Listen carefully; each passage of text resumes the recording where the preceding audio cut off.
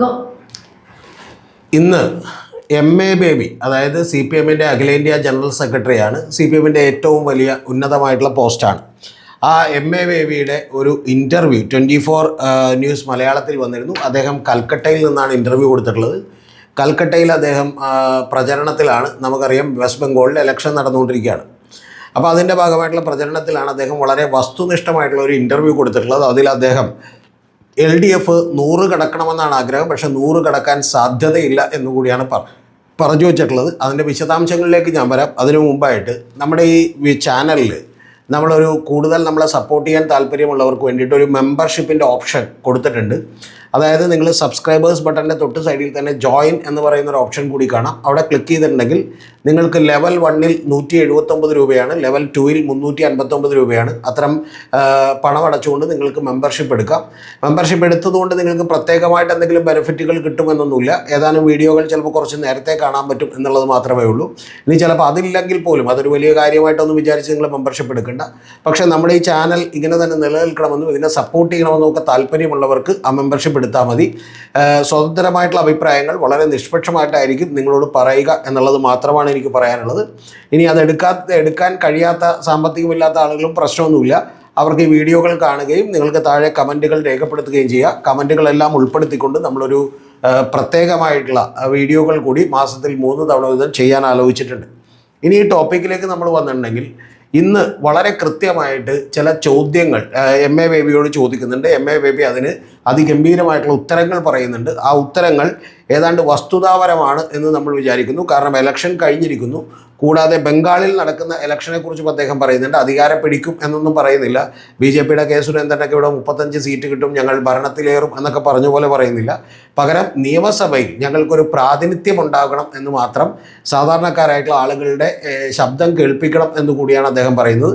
കൂടാതെ അദ്ദേഹം പറയുന്നൊരു കാര്യം എന്ന് പറയുന്നത്, ഞങ്ങൾക്ക് ചില മിസ്റ്റേക്കുകൾ പറ്റി, ആ മിസ്റ്റേക്കുകൾക്ക്, തെറ്റുകൾക്ക് മാപ്പ് നൽകാൻ ഗവൺമെൻറ് ജനം തയ്യാറാണെങ്കിൽ ഞങ്ങൾ തിരികെ വരും എന്നാണ് പറയുന്നത്. അതിന് കുറേ മിടുക്കന്മാരായിട്ടുള്ള ചെറുപ്പക്കാരായിട്ടുള്ള ലീഡേഴ്സ് ഉണ്ട് എന്നുള്ളതാണ്.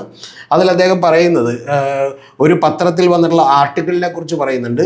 2000 മുതൽ CPM ഭരിച്ചുകൊണ്ടിരുന്ന കാലഘട്ടങ്ങളിലാണ് ഏറ്റവും കൂടുതൽ അവിടെ കാർഷികമായിട്ടുള്ള വിപ്ലവങ്ങൾ നടന്നതെന്നും കാർഷികമായിട്ടുള്ള നേട്ടങ്ങൾ കർഷകർക്കുണ്ടായിട്ടുള്ളത് എന്നുള്ളതും, എന്നാൽ അതേസമയം വ്യാവസായിക വിപ്ലവം അതുപോലെ നടന്നില്ല എന്നും, ആ വ്യാവസായിക വിപ്ലവം നടക്കാതിരുന്നതിൽ അല്ലെങ്കിൽ അതിനുവേണ്ടി സ്ഥലമെടുക്കുന്നതിലൊക്കെ തന്നെ പാർട്ടിക്ക് ചെറിയ തെറ്റുകൾ പറ്റിയെന്നും ആ തെറ്റുകളോട് ജനം ക്ഷമിക്കട്ടെ എന്നും അങ്ങനെ ഞങ്ങൾ തിരിച്ചു വരുമെന്നാണ് അദ്ദേഹം വളരെ വസ്തുനിഷ്ഠമായി പ്രത്യാശിക്കുന്നത്. അതിനെല്ലാം ശേഷം കേരളത്തെക്കുറിച്ചൊരു ചോദ്യം ചോദിച്ചിട്ടുണ്ട്. കേരളത്തിൽ എന്താണ് പ്രതീക്ഷ എന്നുള്ളത് അതുകൂടി കേട്ടിട്ട് നമ്മൾ ബാക്കിയുള്ള ഇതിലേക്ക് കൂടി വരാം. അത് കേൾക്കുമ്പോൾ നിങ്ങൾ ക്ലിയർ ആവും. അത് കഴിഞ്ഞിട്ട് എനിക്ക് കുറച്ച് കാര്യങ്ങൾ കൂടി പറയാനുണ്ട്.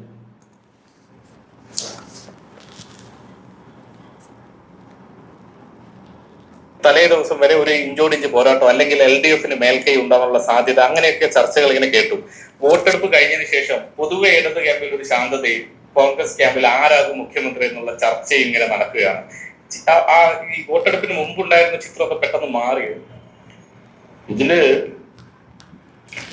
ചോദിക്കുന്നത്, ഇടതുപക്ഷത്തിന് തെരഞ്ഞെടുപ്പ് നടക്കുമ്പോൾ ഇഞ്ചോടിഞ്ച് പോരാട്ടമാണെന്ന് പറയുന്നൊരു ഫീലാണ് ഉണ്ടായിരുന്നത്. പക്ഷേ തെരഞ്ഞെടുപ്പ് കഴിയുമ്പോഴേക്കും മുഖ്യമന്ത്രി ആരാകണം എന്ന് പറയുന്ന ചർച്ചയാണ് കോൺഗ്രസിൽ നടക്കുന്നത്. പക്ഷേ ഇടതുപക്ഷ ജനാധിപത്യ മുന്നണിയിൽ അത്ര ആത്മവിശ്വാസം കാണുന്നില്ലല്ലോ എന്ന് ചോദിക്കുന്ന ഒരു ചോദ്യമാണ് അദ്ദേഹത്തോട് ഉന്നയിച്ചത്. ആ ചോദ്യത്തിന് ഉത്തരം അതിഗംഭീരമാണ്, നിങ്ങൾ കേൾക്കണം. ആദ്യം പറയാനുള്ളത്, ആരാണ് മുഖ്യമന്ത്രി എന്നുള്ളതിനെ കുറിച്ച് ഇപ്പോഴത്തെ പ്രതീക്ഷയേക്കാൾ വലിയ ആത്മവിശ്വാസത്തിലാണ് 5 വർഷം മുമ്പ് ചർച്ച നടന്നത്. അന്ന് വന്ന വാർത്ത നിങ്ങൾ ഓർക്കുന്നുണ്ടാവും.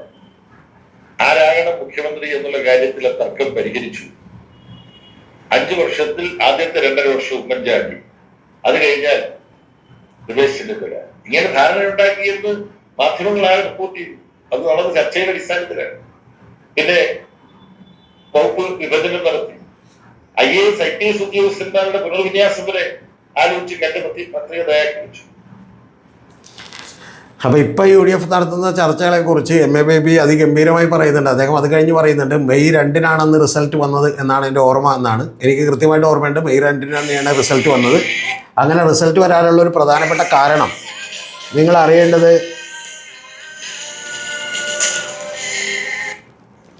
ആ റിസൾട്ട് വരാനുള്ള, ഞാനത് കൃത്യമായി ഓർത്തു വെക്കാനുള്ള ഒരു കാരണമെന്ന് പറയുന്നത്, നമ്മുടെ ഈ ചാനൽ തുടങ്ങിയത് മെയ് 1-നാണ് 2021.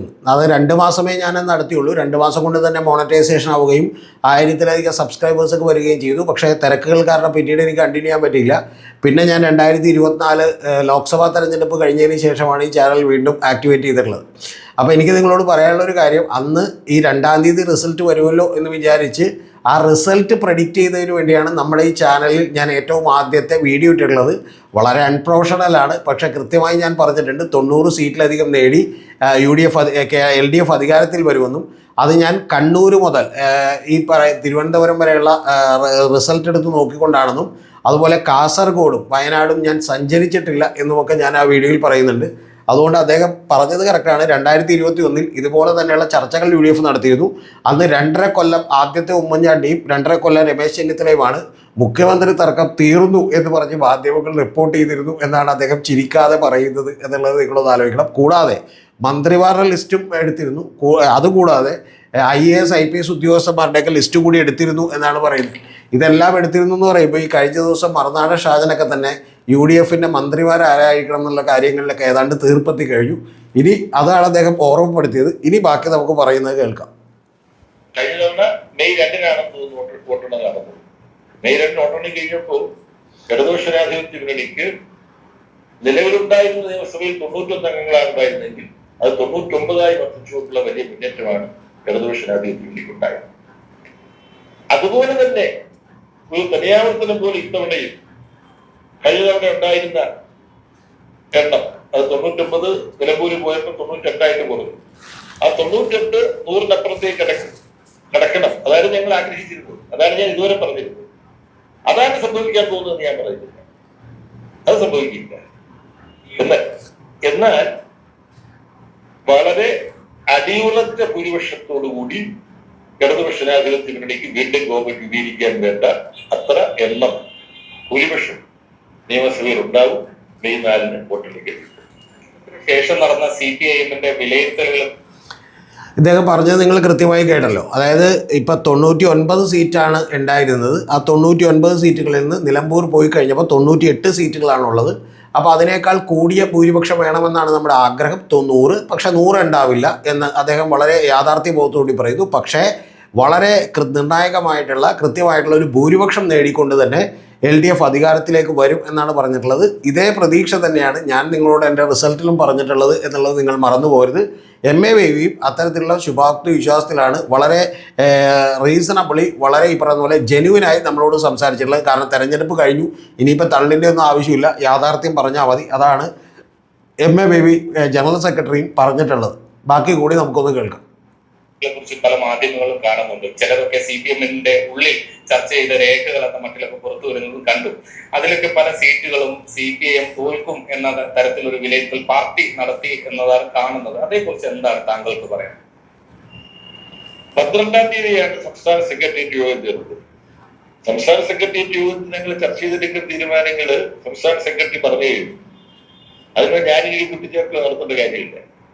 പിന്നെ ഇങ്ങനെയൊക്കെയാണ് അവിടെ ചർച്ച നടന്നത് എന്നുള്ള നിങ്ങളുടെ ഇതിൽ ഊഹാപോഹങ്ങളാണ്. മാധ്യമങ്ങൾക്ക്